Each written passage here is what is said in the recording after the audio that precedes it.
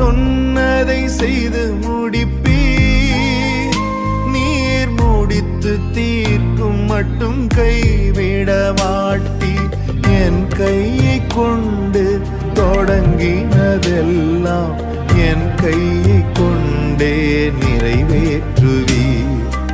என் கையை கொண்டு நீர் தொடங்கினதெல்லாம் என் கையை கொண்டே நிறைவேற்றுவீர். மறவாமல் நினைப்பவரே, ஏசையா நிறைவேற்றி முடிப்பவரே.